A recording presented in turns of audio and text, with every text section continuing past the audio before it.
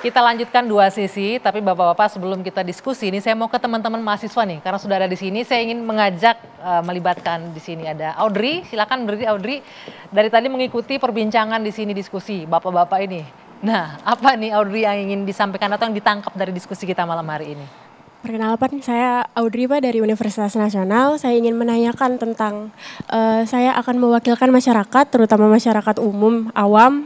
Bagaimana tanggapan atau bagaimana sikap PKB sendiri meyakinkan masyarakat awam yang sudah termakan berita yang sudah tersebar di media bahwa nantinya Bapak Muhaimin ini layak menjadi calon wakil presiden kita. Oke, terima kasih Audrey. Nah, ini PR-nya Bang Jazilul. Gimana, tapi benar juga tadi nih setelah ada karakter assassination, dugaan tadi dari Bang Sagana Nainggolan, pertanyaan gimana cara meyakinkan publik yang sudah terkontaminasi informasi bahwa ini masih pantas kan nih jadi cawapresnya kita. Ya, ini justru yang berat karena sudah persepsi. Oleh sebab itu Pak Muhaimin patuh pada hukum, membuktikan bahwa Pak Muhaimin akan mengikuti proses dan tadi datang. Yang kedua menurut saya seperti disampaikan oleh Pak Sahroni, alangkah baiknya institusi yang bersangkutan juga memberikan klarifikasi. Oke.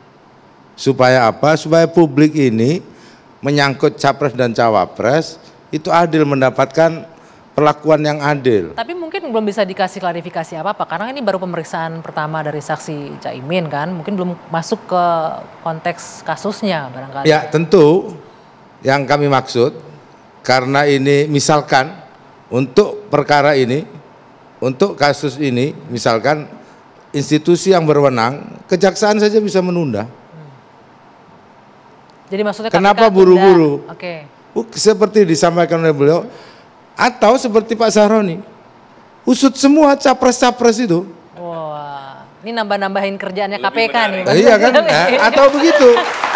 Jadi apa yang disampaikan oleh... Tunggu, kalau usut semua artinya calon-calon yang lain juga ada indikasi bermasalah begitu? Ada masalah, nggak ada masalah. Ada. Ada masalah? Ada, lihat aja di Google. Oke, di antara dua kemarin malah soal food estate macam-macam kan, ada. Jadi maksud saya di clearance semua.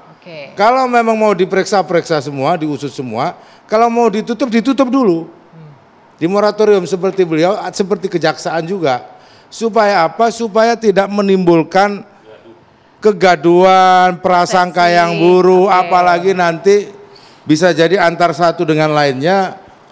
Bisa saling menuduh, memfitnah. Tapi kan kita juga nggak bisa intervensi proses penegakan hukum kan. Kalau diminta KPK berhenti sekarang ya nggak bisa juga kan Pak Saud ya? Hah? Nggak bisa. Kejaksaan Agung bisa. Iya.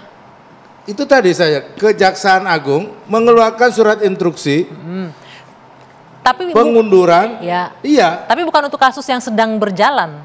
Mungkin yang baru akan misalnya kalau. Ya tentu kalau yang sudah berjalan dituntaskan. Namun ini kan menyangkut Pak Muhaimin tadi pertanyaannya sebagai bacawa pres. Kan di pasangan di koalisi yang lain kan nggak ada capres cawapres sampai hari ini. Nah untuk menghindari itu yang muncul-muncul itu nggak apa-apa, dipanggil aja diklarifikasi kan nggak ada masalah. Seperti usulnya Pak Sahroni kan. Ini kalau saya lihat salah sendiri kenapa buru-buru cawapresnya dideklarasiin ya. Justru seperti Pak Sagana sampaikan, begitu ini di launching, dideklarasi menggetarkan dan merusak semua peta yang ada, ini soal. Jadi nggak salah kalau akhirnya publik melihat ini bernuansa politis sekali dong kalau begitu, Bang Syaganda ya. Iya sangat ya, jadi saya mengusulkan ya untuk Pak Jokowi ya terutama sebagai presiden, belajarlah dari masa-masa presiden yang lalu ya untuk menjaga ketenangan di dalam menyongsong pemilu. Ya kita tunggu jangan kok ke Pak Jokowi kan KPK. Maksud saya antara dua ini. Saya cuma dua yang bisa menyelesaikan masalah ini ya agar tenang pemilu ya tadi menghold urusan-urusan ini. Kan kalau besok misalkan tiba-tiba rakyat misalkan demo besar-besaran minta Prabowo diusut food estate misalkan. Itu kan juga ribut lagi Rio. Ya, minta kasus IKTP yang menyangkut nama Ganjar buka lagi, ya kan ribut lagi. Kalau orang melakukan balas-membalas, saling sandera.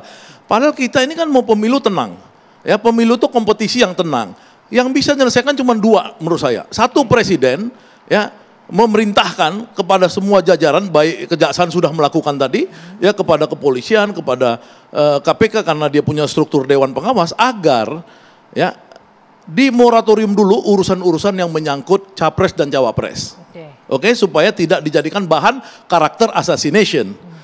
Yang kedua, kalau Pak Jokowi tidak sanggup, usul saya kepada capres dan cawapres masing-masing pihak atau capresnya menandatangani suatu kontrak politik.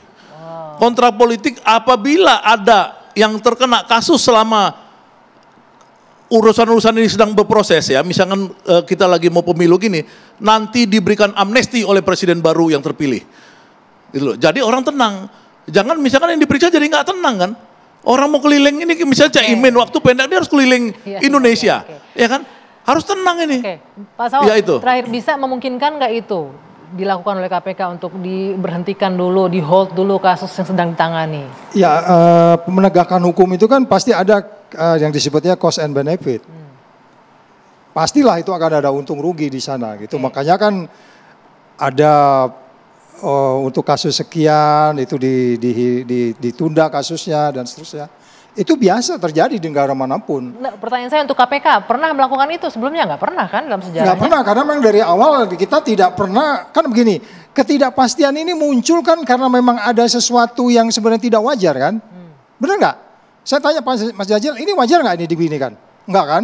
Nggak wajar, pasti dia bilang nggak wajar, tapi dia nggak mau ngomong. Berarti indikasinya kuat nih berarti. Iya, nih. maksud saya gini loh, tidak, maksud saya perilaku sana, perilaku dalam itu yang maksud saya, wajar nggak ini? Perilaku di dalam sekarang yang manggil-manggil ini wajar nggak? Coba kita tanya sekarang rakyat Indonesia semua. Dia manggil. Biarkan publik yang menilai itu. Kalau menurut saya nggak wajar. Perilaku nggak wajar itu di masa lalu itu nggak terjadi. Makanya yang dia tanya, pernah nggak saya lakukan? Enggak, kami dulu wajar aja. Sekarang ini nggak wajar perilakunya. Oke, berarti balik lagi ke KPK-nya. Iya, kali kan sangat.